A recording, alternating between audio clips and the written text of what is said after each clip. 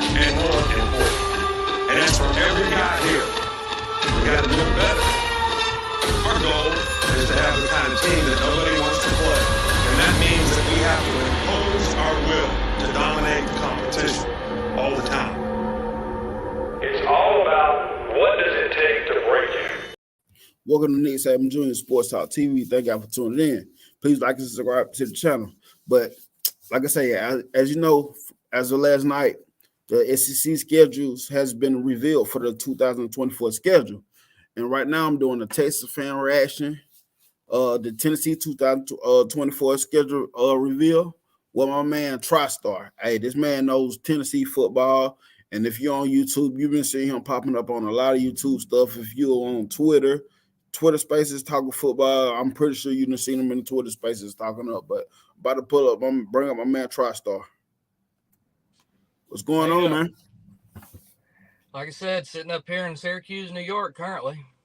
I'm sorry if it looks like crap back there, but that's my little TV I use to play my NCAA football on. I just sit it down. I sit it down because if I keep it standing up, it will fall over, and I'm not trying to bust my TV. Yo, heck yeah. Heck yeah. Hey, I get it, man. Hey, this is real life for us. This is real life. But I wonder. Yeah, even though I do a lot of stuff with a lot of YouTubers and, of course, my Twitter stuff, I do have a normal job. Yeah. Hey, I listen to a lot of podcasts, and it is not all football podcasts, but I listen to this one comedian, and he talked the truth about content creators. He be like, I don't work a normal job now. He said, but most of these content creators out here work a normal job. He said most of them work a normal job until they get to some point where they can stop working the normal job, Right. So that's the real life of us. So I would do this schedule preview with you, man, because absolutely, let's do it. Hey, I know you the guy for this. So let me bring it up. Hey, I'm your lovable and local TriStar over here. That's right. So the home games for Tennessee is Alabama, Florida, Kentucky, Mississippi State, Arkansas, Georgia, Oklahoma, and Vanderbilt, the away games. So let's talk about it. What are your thoughts on the home games? Well, they make sense. Alabama, Kentucky, those we play every year. We've been playing every year since the dawn of time, so I don't expect that to change. Florida, I was a little shocked. I was thinking that they would have gave us someone else because that's not really who I would consider to be the big three. I understand you're going to hear a lot of younger Tennessee fans say it's Alabama, Florida, Georgia. But really, before we got divisions in 92, we didn't play Florida hardly that much. Yeah. Like, I was thinking that they gave Florida to Auburn because they've been playing that game. I looked it up. I think they played every year from like the 1920s to 2002. Like, dang, that's crazy. They played like 80 times. And this is a little off subject. It's on subject, but also it's about Alabama. I realized we didn't have Mississippi State, and I'm like, no, it's Mississippi State. But them the games that if you're growing up an Alabama fan, and especially at a certain time period, you used to those games, Yeah, that's a yearly game. Like you play them every year. And I've said, okay, well, if you don't want to keep the LSU game as a yearly thing, just make it Mississippi State. It still makes sense. Yeah, it makes sense that way too. Yeah, because my idea is for the 3 yearly opponents. Because for people who don't know, basically the plan is that they're doing 8 games this year, not really because they want to. It's mainly because of the TV deal. They don't want to give a game away for free, so they're like, well, we'll do it 8 this year, then. Once the TV contract's up, we'll renegotiate it and we'll get 9. And then for Alabama, theirs will be Tennessee, Auburn, and either LSU or Mississippi State. That would be my guess. Tennessee's is pretty easy. Like ours is Vanderbilt, Kentucky, and Alabama. I mean, me personally, I like to keep LSU. I love that game. Like, we talking stuff, but these games, LSU, Tennessee, them type games excite you every year. If you're a college football fan, it's excitement, man. It does, but if you really, here's a funny little thing if you think about it. before LSU got Nick Saban, like before the year 2001, LSU hadn't done anything in decades. Yeah, facts. Like I remember when I was a kid, like they were considered a mid-level SEC team. Like, But to your point on that, like, I don't remember nobody started talking about LSU until Nick Saban era at LSU. yeah. So that's the thing. Like, yeah, LSU is great now, but like I said, I remember when I was a kid. I mean, heck, it was before my time, but before Steve Spurrier got to Florida, Florida was kind of a mid-level team. Yeah. It's just that those two coaches just got those programs over the hump, and they've not really looked back since. So we did Alabama. You briefly hit on Florida. So your thoughts about the Kentucky at home? Well, I mean, that makes sense. I mean, I don't want to lose that game. I mean, we've been playing them every year longer, I think, than anybody. I think that's our longest continued game. I had a Kentucky fan come on. Me and Roll Tide Rise Up show one Thursday about a month ago. He was like he can't stand Tennessee. Well, I mean, when you've been dominated by one team for basically a whole century, I mean, what do you expect them to say? Yeah, facts. It's the same thing with what few Vanderbilt fans I've seen on Twitter and on YouTube and stuff. Like, I made a space after I think it was a Vanderbilt baseball game a while back. It was the Door Report was doing a space, and they allowed me to go in there. They was like, "What's this Tennessee fan doing here?"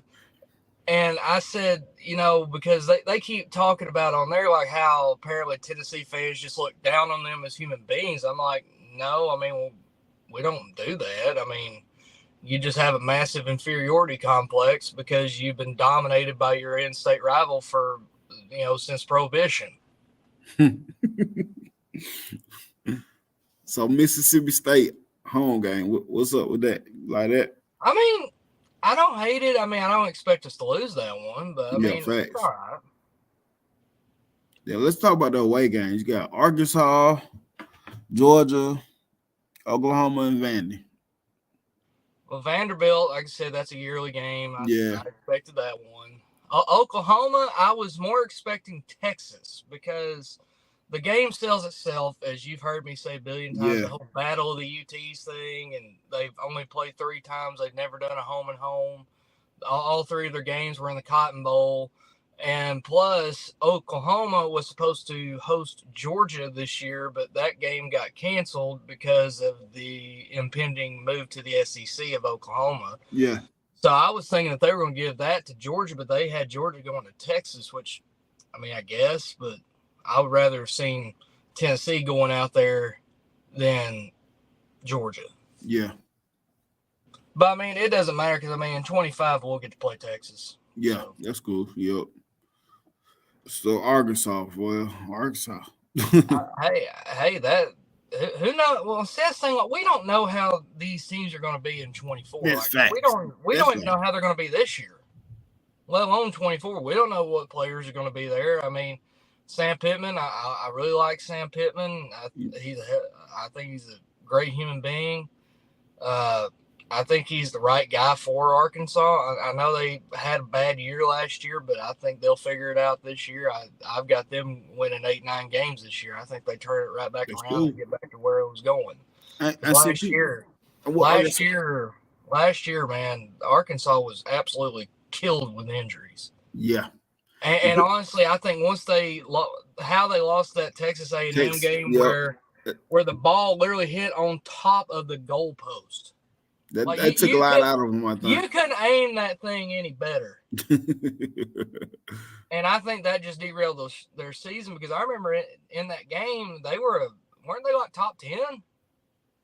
I think they were. I know they had a lot of momentum. They were on the cusp of it. Yeah, they had a lot of momentum going into the game, though. They had a lot of momentum. They were looking good. That game sucked a lot out of them.